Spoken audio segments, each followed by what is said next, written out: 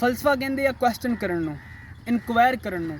ਯਾਨੀ ਜਦੋਂ ਤੁਸੀਂ ਕਿਸੇ ਚੀਜ਼ ਦੇ ਬਾਰੇ ਪੁੱਛ-ਦੱਸ ਕਰਨਾ ਸ਼ੁਰੂ ਕਰ ਦਿੰਦੇ ਆ ਤੇ ਆਮ ਲੋਕਾਂ ਦੇ ਨਾਲੋਂ ਹਟ ਕੇ ਸੋਚਦੇ ਆ, ਉਹਨੂੰ ਕਹਿੰਦੇ ਆ ਫਲਸਫਾ।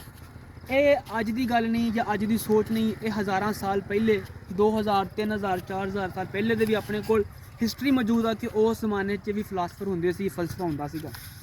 ਅੱਜ ਆਪਾਂ ਇੱਕ ਐਸੇ ਫਲਸਫੇ ਦੀ ਗੱਲ ਕਰਾਂਗੇ ਜਿਹਨੇ ਬੜੇ ਲੋਕਾਂ ਦੀ ਮਦਦ ਕੀਤੀ ਆਪਣੀਆਂ ਜ਼ਿੰਦਗੀਆਂ 'ਚ ਸਕੂਨ ਹਾਸਲ ਕਰਨ ਦੀ। ਉਹ ਫਲਸਫਾ ਹੈ ਸਟੋਇਸਿਜ਼ਮ। ਇਹ ਸਾਨੂੰ ਸਿਖਾਉਂਦਾ ਹੈ ਕਿ ਕਿੱਦਾਂ ਅਸੀਂ ਆਪਣੀ ਜ਼ਿੰਦਗੀ ਦੇ ਵਿੱਚ ਸਕੂਨ ਹਾਸਲ ਕਰ ਸਕਦੇ ਹਾਂ। ਤੁਸੀਂ ਦੇਖਿਆ ਹੋਣਾ ਕਿ ਬਹੁਤ ਸਾਰੇ ਲੋਕ ਜਿਹੜੇ ਆ ਅੱਠੋ ਟਾਈਮ ਪਰੇਸ਼ਾਨ ਰਹਿੰਦੇ ਆ, ਸਟ੍ਰੈਸ ਰਹਿੰਦੇ ਆ ਉਹਨਾਂ ਚੀਜ਼ਾਂ ਨੂੰ ਲੈ ਕੇ ਜਿਹੜੀਆਂ ਚੀਜ਼ਾਂ ਸਾਡੇ ਕੰਟਰੋਲ 'ਚ ਨਹੀਂ ਗਈਆਂ, ਜਿਹੜੀਆਂ ਚੀਜ਼ਾਂ ਸਾਡੇ ਵੱਸ 'ਚ ਨਹੀਂ ਗਈਆਂ, ਅਸੀਂ ਉਹਨਾਂ ਨੂੰ ਲੈ ਕੇ ਬੜਾ ਪਰੇਸ਼ਾਨ ਰਹਿੰਦੇ ਆ, ਹਰ ਵਕਤ ਸਟ੍ਰੈਸ 'ਚ ਰਹਿੰਦੇ ਆ। ਐਸੇ ਗੱਲ ਨੂੰ ਇੱਕ ਫਿਲਾਸਫਰ ਨੇ ਇਹ ਵੀ ਲਿਖਿਆ ਕਿ ਇਨਸਾਨ ਜਿਹੜਾ ਵਾ ਉਹ ਰਿਐਲਿਟੀ ਦੀ ਬਜਾਏ ਇਮੈਜੀਨੇਸ਼ਨ ਦੇ ਵਿੱਚ ਜ਼ਿਆਦਾ ਸਫ਼ਰ ਕਰਦਾ। ਯਾਨੀ ਕਿ ਉਹਦੀ ਜਿਹੜੀ ਜ਼ਿਆਦਾ ਪਰੇਸ਼ਾਨੀਆਂ, ਜ਼ਿਆਦਾ ਉਹਦੀ ਜਿਹੜੀ ਸਟ੍ਰੈਸ ਆ ਉਹ ਰਿਐਲਿਟੀ 'ਚ ਨਹੀਂ ਹੁੰਦੀ, ਉਹ ਇਮੈਜੀਨੇਸ਼ਨ 'ਚ ਹੁੰਦੀ ਆ। ਸਟੋਇਸਿਜ਼ਮ ਸਾਨੂੰ ਦੱਸਦਾ ਹੈ ਕਿ ਤੁਸੀਂ ਕੋਈ ਵੀ ਚੀਜ਼ ਆ ਉਹਨੂੰ ਦੋ ਹਿੱਸਿਆਂ 'ਚ ਤਕਸੀਮ ਕਰ ਲਓ। ਇੱਕ ਉਹ ਚੀਜ਼ ਜਿਹੜੀ ਤੁਹਾਡੇ ਕੰਟਰੋਲ 'ਚ ਆ ਤੇ ਇੱਕ ਉਹ ਚੀਜ਼ ਜਿਹੜੀ ਤੁਹਾਡੇ ਕੰਟਰੋਲ 'ਚ ਨਹੀਂ ਹੈ। ਉਹ ਭਾਵੇਂ ਦੁਨੀਆ ਦੀ ਜਿਹੜੀਆਂ ਵੀ ਸ਼ੈਵਾਂ ਨੇ, ਤੁਹਾਡਾ ਭਲਾ ਜੋ ਵੀ ਹਿਸਾਬ ਕਿਤਾਬ ਆ, ਤੁਸੀਂ ਉਹਨੂੰ ਦੋ ਹਿੱਸਿਆਂ 'ਚ ਤਕਸੀਮ ਕਰੋ। ਇੱਕ ਉਹ ਸ਼ੈ ਜਿਹੜੀ ਤੁਹਾਡੇ ਕੰਟਰੋਲ 'ਚ ਆ, ਦੂਜੀ ਉਹ ਸ਼ੈ ਜਿਹੜੀ ਤੁਹਾਡੇ ਕੰਟਰੋਲ 'ਚ ਨਹੀਂ ਹੈ।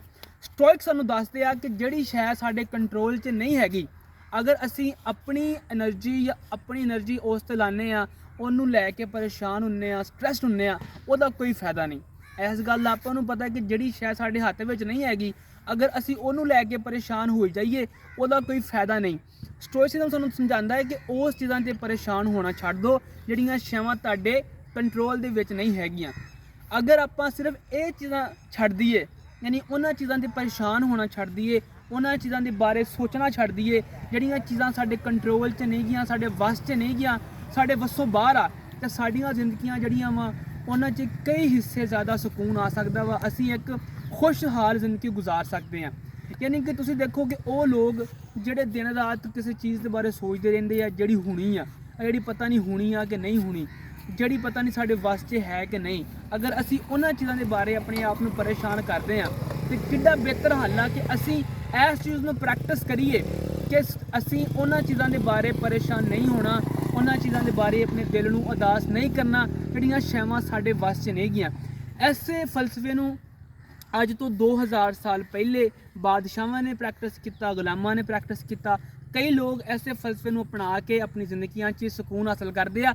ਅਗਰ ਤੁਸੀਂ ਵੀ ਆਪਣੀ ਜ਼ਿੰਦਗੀ 'ਚ ਸਕੂਨ ਚਾਹੁੰਦੇ ਹੋ ਤੇ ਐਸੇ ਗੱਲ ਨੂੰ ਆਪਣੇ ਪੱਲੇ ਪਾ ਲਓ ਤੇ ਉਹਨਾਂ ਚੀਜ਼ਾਂ 'ਤੇ ਆਪਣਾ ਦਿਲ ਭਰਨਾ, ਆਪਣਾ ਪਰੇਸ਼ਾਨ ਹੋਣਾ, ਦਿਲ ਹੌਲਾ ਕਰਨਾ ਛੱਡ ਦਿਓ। ਜਿਹੜੀਆਂ ਸ਼ੈਵਾਂ ਤੁਹਾਡੇ ਕੰਟਰੋਲ 'ਚ ਨਹੀਂ ਗਈਆਂ, ਤੁਹਾਡੇ ਵੱਸ 'ਚ ਨਹੀਂ ਗਈਆਂ, ਉਹਨਾਂ ਨੂੰ ਰੱਬ 'ਤੇ ਛੱਡੋ ਤੇ ਜਿਹੜੀਆਂ ਸ਼ੈਵਾਂ ਤੁਹਾਡੇ ਕੰਟਰੋਲ 'ਤੇ ਆ ਉਹਨਾਂ 'ਤੇ ਦਿਲ ਲਾ ਕੇ ਮਿਹਨਤ ਕਰੋ ਤੇ ਉਹਨਾਂ ਨੂੰ ਅਚੀਵ ਕਰੋ।